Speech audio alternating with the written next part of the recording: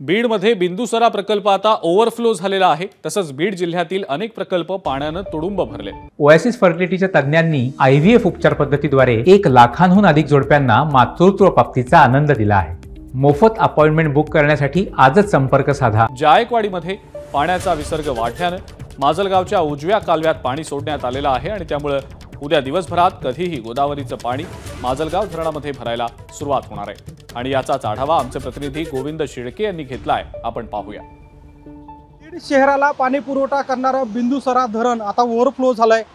खरं तर मागच्या काही दिवसांमध्ये जो काही पाऊस बीड जिल्ह्यामध्ये पडतोय त्यामुळे जिल्ह्यातील बहुतेक छोटे मोठे पाण्याचे प्रकल्प तुडुंब भरून वाहत आहेत।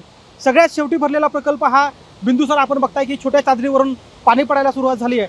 मागच्या 2-3 दिवसामध्ये पाटोदा तालुक्यात जो काही पाऊस झाला होता त्याचा परिणाम बिंदुसरा नदीला पाणी आलं आणि आता छोट्या चादरीवरून, कारण मोठी चादर आणखी दूर आहे, ते पाणी पडायला आणखी जरी काही अवधी असला तरी 80% जास्त बिंदुसरा धरण भरलं आहे।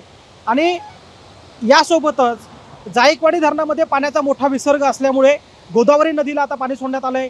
माजलगावच्या उजव्या कालव्यातून माजलगाव धरणासाठी पाणी सोडण्यात आलं आहे आणि तेही पाणी साधारणतः उद्या दिवसभरामध्ये कोणत्याही क्षणी माजलगाव धरणामध्ये पोहोचू शकतं। एकीकडे मांजरा धरण भरायला सुरुवात झाली आहे, बिंदुसरा ओव्हरफ्लो होत आहे आणि मागच्या काही वर्षामध्ये ऑगस्ट महिन्याच्या शेवटीच बीड जिल्ह्यातील सगळे पाण्याचे प्रकल्प भरल्याचं चित्र, हे दुर्मिळ चित्र यावर्षी खरं तर आपल्याला पाहायला मिळतं असं म्हटलं तर ते चुकीचं ठरणार नाही।